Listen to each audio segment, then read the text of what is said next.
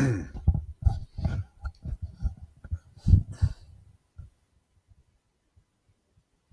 everyone. Do you require all the analysis you need to achieve the very highest marks when exploring Porphyria's Lover by Robert Browning, but haven't got hours to waste doing it? Well, look no further. The aim of this video is to provide you with all the information you require to achieve the very highest marks when using this poem in your writing. So without further ado, let's begin. So what is the basic meaning to this work then? Well, the poem explores the murder or euthanasia perhaps of Porphyria by her lover. Listening to the storm outside, the speaker waits for Porphyria to arrive and she removes her wet coat, etc. She invites the speaker to rest his head on her shoulder whilst they sit in front of a warm fire that she has made. Realizing that Porphyria truly loves him, he then decides to wrap her blonde hair 3 times around her neck and then strangle her. The poem ends with the two of them remaining in front of that fire and the speaker obviously reflecting upon the fact God is yet to punish him. Context, or what can we say about his poem in terms of linking it to context? Well, at the time, Victorian England had more brothels than schools. So perhaps Browning is making a social comment about the murky side of Victorian life, which many suppressed. Browning actually changed the original name of the poem from Porphyria to Porphyria's Lover.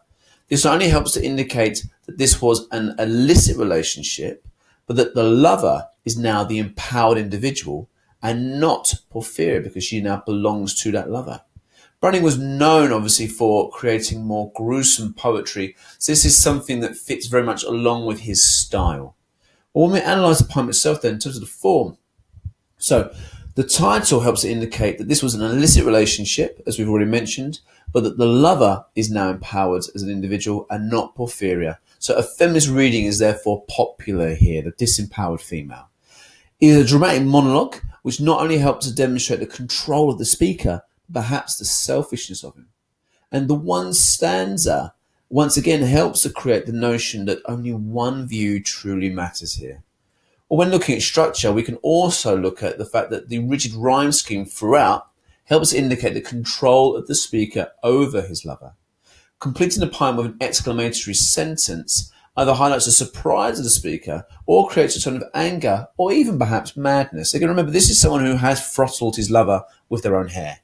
The repetition of mine just before the death represents the possessive nature of the speaker. When we think about language, well, the use of semantic fields such as weak and pale leads some to believe this is a poem regarding euthanasia and that the speaker performs the act to save his lover. The sullen wind is an example of pathetic fallacy and represents the storm to come, the murder. Burning kiss reflects not just the passion of the speaker, but perhaps a hellish nature to him. Little throat, and obviously the pre-modifier little, highlights the fragility of Porphyria, but perhaps the belittling view the speaker has of their lover. And then finally, perfectly pure. Well, this indicates that the speaker feels their intentions were acceptable and there is no reason to not commit the act. This supports both the euthanasia reading and perhaps the notion of madness. So there's a great level of analysis in terms of all aspects of poem, including context. Now it's up to you to make sure you are practicing using this information in your work. So thank you and good luck.